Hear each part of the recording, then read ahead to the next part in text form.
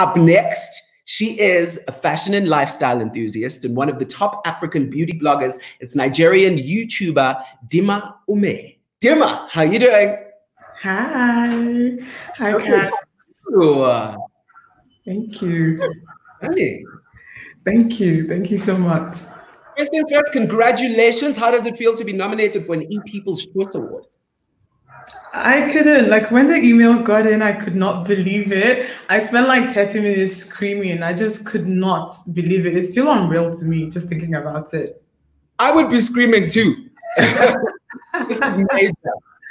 So yes, it is. How your career started on YouTube.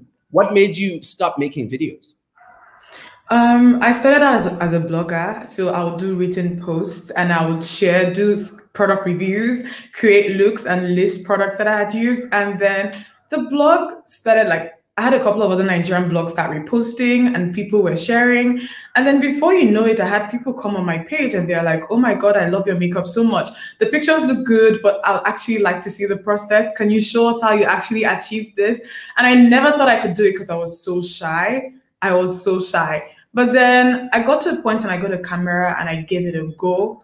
And I still cannot believe how positively people responded to the first video that I put out. So that was how I started. I just like to share. It started with me wanting to share on the blog. And then when I moved onto YouTube as a platform, it was still the same thing. Right now, I do so much more than makeup tutorials. There's so much that I share on my channel. Lifestyle, beauty, travel, all of that. And then I just do it in a way I feel like that people, especially here on the continent, because around the time I started on YouTube, there weren't a lot of Nigerians from Nigeria creating content on YouTube.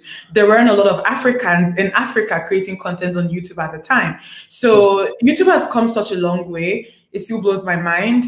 But yeah, I like to share, and I love to share in ways that I know that other Africans especially can relate. Now, the market is saturated with so many bloggers and influencers. How do you make sure you stand out? I think that one of the best things I did for myself just kind of ties into what I just said before is just keeping it relatable. At first, when I came, like I said, there wasn't a lot of representation. So I kind of struggled with just being myself at a point. I was so very, very particular about the way that I spoke. I wanted to make sure that everybody could understand my Nigerian accent, all of that. But then I actually realized that the more comfortable I became in front of the camera, the more myself I was. And these days, even when I'm filming, like I'm talking in my videos, I add a little bit of Igbo. I'm from the Igbo tribe in Nigeria. I talk in Igbo and people are eating it up. Non-Nigerians are eating it up and they love it so much. So I think that, you know, like you said, it is somewhat saturated, but the most important thing that I have seen from experience is being yourself, you know, and I think that that's what has worked for a lot of big creators that I know. Talent is good. It's very, very important that you have one thing that you do and you do so well. But then I know from experience now that people come back to your channel because of you, you know, so just keep it relatable, be yourself, and, you know, people are going to love that regardless. Right. Now, has it been easier or more difficult to create content during the lockdown? I'd say both. Because of the lockdown, you know, at the beginning of it, like I work with a very small team. So there are editors and, you know, assistants who would help me with shoots. So when the lockdown happened and everybody was going crazy, oh my God, like the paranoia, you were just so scared. You didn't want to come in contact with anyone. So I had to start doing a lot of things myself, things that I typically would outsource sometimes. But that's just the one big challenge I think I had. But then one good thing that has come out of it is that I don't have as much distractions as I would on a normal day. So now, like, I'm a lot more focused and consistency is also much better for me now.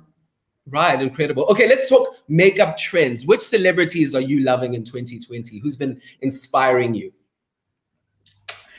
Zendaya. Every single time I think I've seen her this year, I literally gasp. Oh, you mean that winner, Zendaya? See, she's done a lot of things so well. Like her makeup looks are always incredible.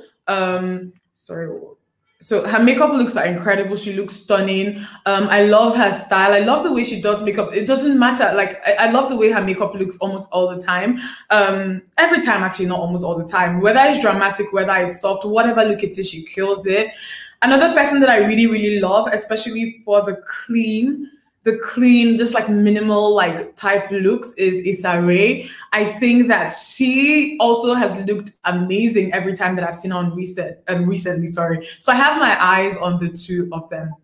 Oh, they are perfect. Just like you, Dimma. Stop. Congratulations. All the best. Thank you so much for chatting Thank you so much. Thank you. Because you could be taking home this award, Dimma.